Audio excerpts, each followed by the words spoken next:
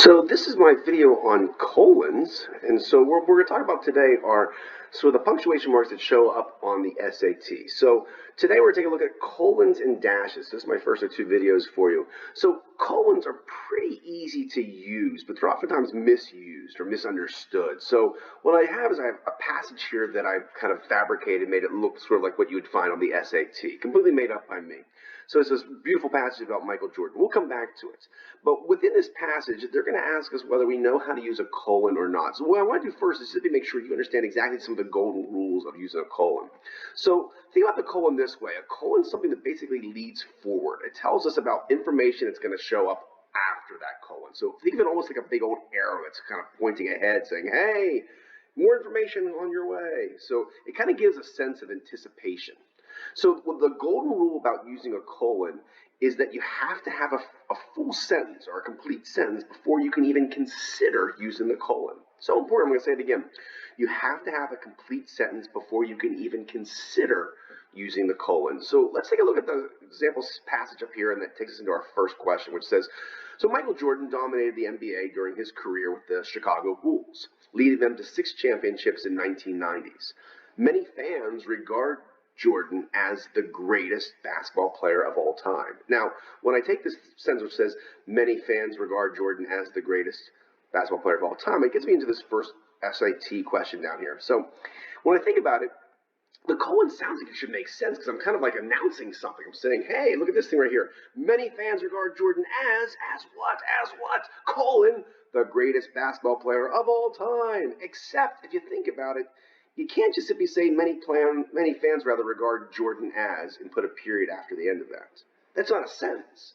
So you can't end a sentence on the word as. And it's probably the most common error with the colon was when people say like as follows colon or as then colon. And you're like, well, no, you can't end on that word. And so you can't use a colon that way. So in this case, I would just simply choose answer A because I like just to be saying without any punctuation mark at all, many fans regard Jordan as the greatest basketball player of all time. All right, let's continue on. So as the passage continues, we're going to come across a second sentence. Let me go back to my passage and then get to the second sentence. I'm intrigued by this passage. So it says, he was known for his scoring ability, defensive prowess, and clutch performances, and his competitive spirit and athleticism revolutionized the game.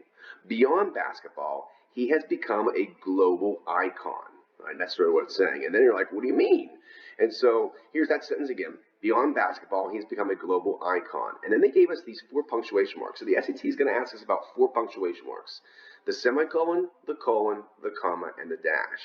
Now, these are the 4 biggies. And just once again, the golden rule we're going to find with all these biggies is you have to have a full sentence before you can even consider using any of these guys. So that's the first thing I want to look at is, if I think about it, could you end that sentence on the word icon? And you could. You could say, beyond basketball, he has become a global icon, period. And because you can end a sentence on the word icon, that actually means that all 4 of those punctuation marks, the semicolon, the colon, the comma, and the dash, they all kind of work. So now we're going to say, well, if they're all possible, then which one do I know I'm going to use? So now you got to look a little deeper because the SAT is going to ask us oftentimes where more than one punctuation mark technically works, but which one is the best one that's listed there. So it really, if I think about it, the colon kind of works really well here. Because what's happening is you're sort of like saying, well, what do you mean he was a global icon? And you end up kind of listing phrases that illustrate the way Jordan has become a global icon. You're like, well, what do you mean? Well, I'm like, well, he's become a global icon, meaning influenced the sports culture and fashion with his Air Jordan brand, leaving an indelible mark on and off the court. So all of a sudden, this thing which comes after that colon is sort of like I'm sort of introducing and I'm anticipating information after that. And that's why the colon makes perfect sense. You're sort of leading me into more information afterward. And that's why the colon is the best choice of the 4 punctuation marks they gave me up there. So the last thing I want you to know about colons is when you have a colon, you can follow it with anything you want. And that's what makes him sort of like the wild child, because he can have anything after him. It could be a full sentence.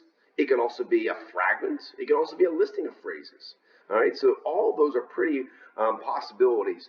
Once again, I'm just simply saying the fact that the colon is really versatile. So when you come across the colon, kind of like you have to remember, it doesn't really matter what comes after the colon in terms of sort of does it have to be a full sentence or not a full sentence. It doesn't really matter as long as it's a full sentence before the colon, and then you feel like it's definitely leading you into something after the colon.